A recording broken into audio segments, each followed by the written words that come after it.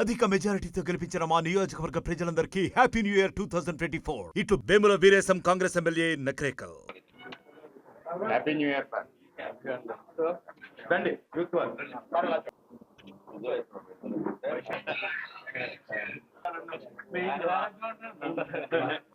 ప్రప్రథమంగా ఆంధ్రప్రదేశ్ కాంగ్రెస్ కమిటీ తరఫున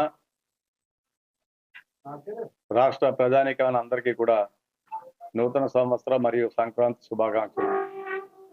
ఈ సంవత్సరం అందరికీ సుఖశాంతులతో ఉండాలని, ప్రజలందరూ కూడా ఆయుర ఆరోగ్య ఐశ్వర్యాలతోటి ఉండాలని చెప్పి ఆంధ్రప్రదేశ్ కాంగ్రెస్ కమిటీ తరఫున భావిస్తూ ప్రార్థిస్తూ వచ్చేటువంటి సారస్వతగా ఎన్నికలను దృష్టిలో పెట్టుకుని, ఈ రాష్ట్రంలో జరిగేటువంటి శాసనసభ పార్లమెంట్ ఎన్నికలను దృష్టిలో పెట్టుకుని కాంగ్రెస్ పార్టీ ఆల్రెడీ 100 రోజుల యొక్క యాక్షన్ ప్లాన్ ప్రిపేర్ చేయడం జరిగింది. సో గడిచినటువంటి 4.5 సంవత్సరాలుగా ఈ రాష్ట్రంలో ఉన్నటువంటి జగన్మోహన్ రెడ్డి గారి పరిపాలనకు వ్యతిరేకంగా, గత 5 సంవత్సరాలు పరిపాలన చేసినటువంటి చంద్రబాబు నాయుడు గారికి మరి వారి పరిపాలనకు వ్యతిరేకంగా ప్రజాక్షేత్రంలో కాంగ్రెస్ పార్టీ అనేకమైనటువంటి కార్యాచరణను రూపొందించడం జరిగింది.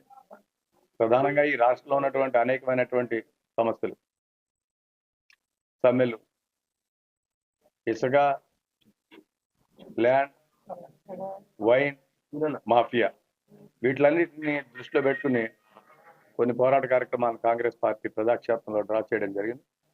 అంగన్వాడీలకు సంబంధించినటువంటి సమస్య మీద కాంగ్రెస్ పార్టీగా తెలంగాణలో మేము అధికారంలోకి వచ్చిన తర్వాత మా ముఖ్యమంత్రి రేవంత్ రెడ్డి గారి నేతృత్వంలో వాళ్ళ యొక్క న్యాయమైనటువంటి కోరికలన్నింటినీ కూడా పరిష్కరించే దిశగా మేము పనిచేస్తున్నాం. ఈ రాష్ట్రంలో జగన్మోహన్ రెడ్డి గారు వారి పాదయాత్ర సందర్భంగా ఇచ్చినటువంటి హామీలు ఏవైతే ఉన్నాయో వాటిని ఇప్పటి వరకు కూడా వారు నెరవేర్చలేదు. వాటిని నెరవేర్చాలని కాంగ్రెస్ పార్టీగా మేము డిమాండ్ చేస్తున్నాం. అదేవిధంగా సర్వశిక్ష అభియానికి సంబంధించినటువంటి కాంట్రాక్ట్ ఎంప్లాయీస్ ఎవరైతే ఉన్నారో వారిని రెగ్యులరైజ్ చేయడానికి సంబంధించి కానీ, సమాన పని సమాన వేతనం అనేటువంటి నినాదంతో సుప్రీంకోర్టు ఇచ్చినటువంటి గైడ్ లైన్స్ ప్రకారం వాళ్ళందరికీ 26,000 రూపాయల వేతనాలు ఇవ్వాలని కానీ, వారందరికీ కూడా సమాన పని సమాన వేతనం అనేటువంటి దాంతో సర్వశిక్ష అభియాన్ ఉద్యోగస్తులందరినీ రెగ్యులరైజేషన్ చేయడం, వాళ్ళందరికీ వేతనాలు సమంగా ఇవ్వడం సుప్రీంకోర్టు గైడ్ లైన్స్ ప్రకారం. ఇదే విధంగా వార్డు వాలంటీర్లకి గడిచినటువంటి 4.5 సంవత్సరాలుగా పనిచేస్తున్న వాలంటీర్లు అందరూ కూడా ఎంతో కొంత వ్యయ ప్రయాసాలు వచ్చి కష్టపడి ప్రభుత్వం తరఫున పనిచేస్తుంటే వాళ్ళు ప్రభుత్వం పూర్వం నిర్దేశించిన విధంగానే వాళ్ళకి ఇస్తున్నటువంటి వేతనాలు సరిపోయేటువంటి పరిస్థితి లేదు. మినిమం వేజెస్ యాక్ట్ ప్రకారం, గవర్నమెంట్ ఆఫ్ ఇండియా రూల్స్ ప్రకారం వాటిలన్నింటినీ కూడా వర్తింపజేయాలి. సో ఈ విధంగా ప్రజాక్షేత్రంలో సమ్మెలు మొత్తం ఎంప్లాయీస్లో అన్రెస్ట్ ఉంది, ప్రజల్లో అన్రెస్ట్ ఉంది, ఎస్సీ ఎస్టీ బీసీ మైనారిటీలో అన్రెస్ట్ ఉంది. వీటిలన్నింటినీ దృష్టిలో పెట్టుకుని వచ్చేటువంటి రోజుల్లో ఒక పాజిటివ్ అట్మాస్ఫియర్ కాంగ్రెస్ పార్టీ పట్ల ఉంది. ఎందుకంటే గతంలో జరిగిన పరిపాలన చూసిన తర్వాత 2004 నుంచి 2014 వరకు ఈ రాష్ట్రంలో జరిగినటువంటి అభివృద్ధి సంక్షేమం అంతా కూడా కాంగ్రెస్ పార్టీ వలన జరిగింది. ప్రధానంగా SC ST subplan Congress party ఇచ్చింది, ముస్లిం మైనారిటీలకు రిజర్వేషన్ కాంగ్రెస్ పార్టీ ఇచ్చింది, ట్రైబల్స్కి, గిరిజనులకి, ఆదివాసీలకి భూ హక్కుల చట్టం అనేటువంటి తీసుకురావడం జరిగింది. ఆర్థికంగా వెనుకబడినటువంటి వాళ్ళందరూ కూడా మరి విద్యకు సంబంధించి ప్రధానంగా ఫీజు రీఎంబర్స్మెంట్ అనేటువంటిది ఏర్పాటు చేయడం జరిగింది. జాతీయ గ్రామీణ ఉపాధి హామీ పథకం పెట్టడం జరిగింది.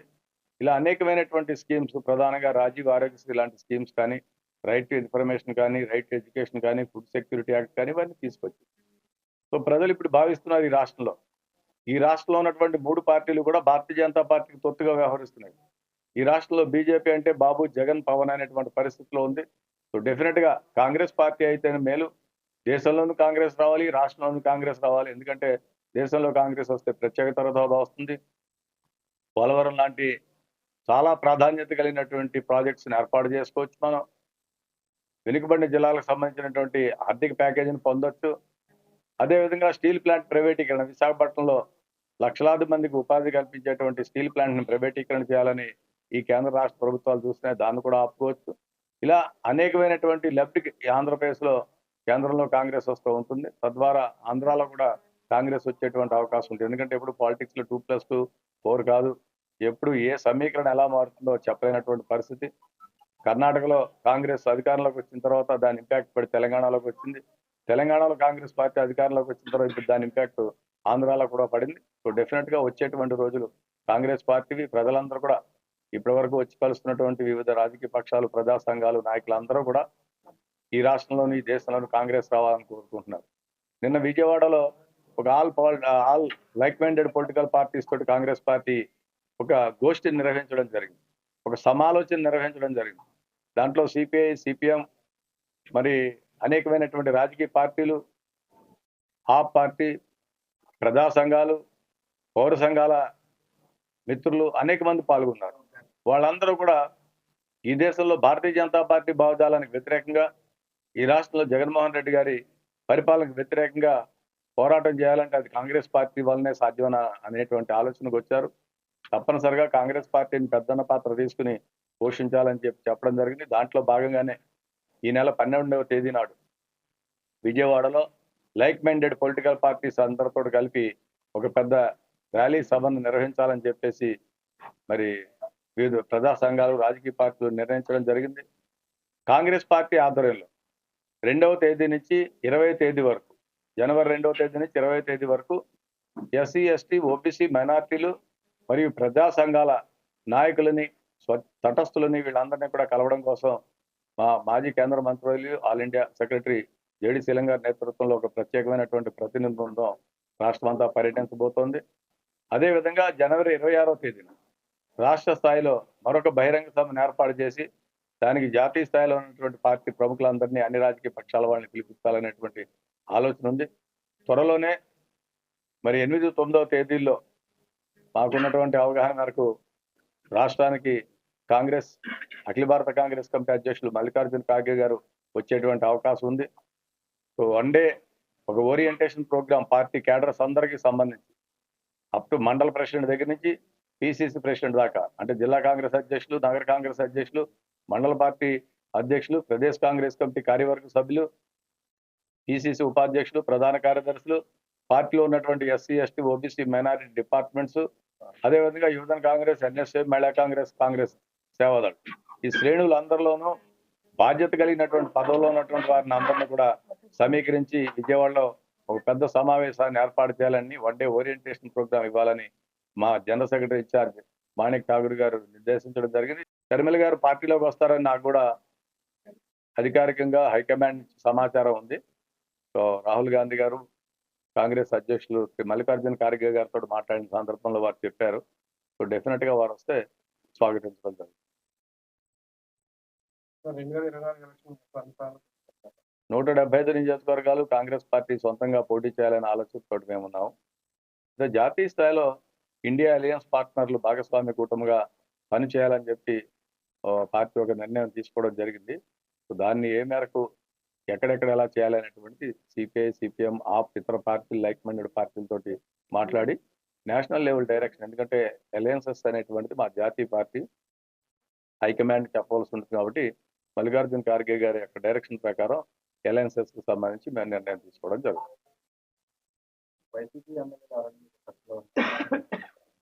వైసీపీకి సంబంధించినటువంటి పలువురు ఎమ్మెల్యేలు, పలువురు ఎమ్మెల్సీలు, మాజీ శాసనసభ్యులు, పార్టీలోని ప్రముఖులు చాలా మంది కాంగ్రెస్ పార్టీతో టచ్ లో ఉన్నారు. యాజ్ అండ్ వెన్ వాళ్ళ జాయినింగ్స్ జరిగేటప్పుడు మీకు నేను ఇంటిమేట్ చేస్తాను. ఖార్గే గారు వచ్చేటువంటి అవకాశం ఉంటుంది. దాని తర్వాత స్టీల్ ప్లాంట్ ప్రైవేటీకరణ వ్యతిరేకిస్తూ రాహుల్ గాంధీ గారు మరి వారు 14వ తేదీ నుంచి భారత్ జోడో యాత్ర ఎలా జరిగిందో సో ఆ విధంగానే న్యాయ్ యాత్ర అనేటువంటిది ఒకటి చేపట్టబోతున్నారు. నార్త్ ఈస్ట్ నుంచి బయలుదేరి ఇంపాల్లో మొదలుపెట్టి మరి ఇటు ఈ గుజరాత్ దాకా వచ్చేటువంటి పరిస్థితి ఉంది. మధ్యలో ఆన్ అండ్ ఆఫ్ వివిధ రాష్ట్రాలకు వస్తారు. సో డెఫినెట్ గా ఆంధ్రప్రదేశ్ కి రాహుల్ గాంధీ గారు వచ్చి దీనికి మన స్టీల్ ప్లాంట్ ప్రైవేటీకరణకు వ్యతిరేకంగా మేము ఏర్పాటు చేసేటువంటి బహిరంగ సభలో పాల్గొంటారు. ప్రియాంక గాంధీ గారు కూడా మన క్యాపిటల్ కి సంబంధించి అమరావతి ఇష్యూ మీద, పోలవరం ఇష్యూ మీద కూడా తప్పనిసరిగా వస్తారు. సో ఈ విధంగా కర్ణాటక ముఖ్యమంత్రి గారు, ఉప ముఖ్యమంత్రి గారు, తెలంగాణ ముఖ్యమంత్రి గారు, ఉప ముఖ్యమంత్రి గారు, పార్టీలో సీనియర్ నాయకులందరినీ కూడా తీసుకుని వచ్చి మరి పార్టీని ఒక కార్పెట్ బాంబింగ్ లాగా ఈ రాష్ట్రంలో కాంగ్రెస్ పార్టీ యాక్టివిటీస్ టేకప్ చేయడం జరుగుతుంది. సో ఈ 100 days యాక్షన్ ప్లాన్ లో ఇవన్నీ కూడా కలిసి ఉన్నాయి. ప్రజాక్షేత్రంలో ఆల్రెడీ ఇప్పటి వరకు మేము అన్ని కూడా నియామకాలన్నీ కూడా పూర్తి చేసాం. మండల ప్రెసిడెంట్స్ 685 మండలాలు ఈ రాష్ట్రంలో ఉంటే అన్ని కూడా పూర్తి చేయడం జరిగింది. జిల్లా కమిటీలు 99% క్లియర్ చేసాము. పిసిసి కమిటీలు వేసాం. ఇతర మాకున్నటువంటి ఫ్రంటల్ ఆర్గనైజేషన్ డిపార్ట్మెంట్స్ అన్ని కూడా చేసాం. వచ్చేటువంటి ఎన్నికలకి కాంగ్రెస్ పార్టీ సమయాత్మై ఉంది. సో ఈ రాష్ట్రంలో జగన్మోహన్ రెడ్డి పరిపాలనకి, చంద్రబాబు పరిపాలనకి విసిగి వేసారిపోయారు కాబట్టి రాష్ట్ర ప్రజలకి కాంగ్రెస్ పార్టీ ఒకటి ఆల్టర్నేటివ్ గా ప్రజలందరూ భావిస్తున్నారు. కాంగ్రెస్ పార్టీ దాన్ని ఒక బాధ్యతగా తీసుకుని ప్రజాక్షేత్రంలో పనిచేయడం జరుగుతుంది. మరిన్ని వీడియోస్ కోసం ఛానల్ ని సబ్స్క్రైబ్ చేయండి. లేటెస్ట్ అప్డేట్స్ కోసం వాట్సాప్ ఛానల్ ని ఫాలో చేయండి. అండ్ లింక్ డిస్క్రిప్షన్ లో ఉంది.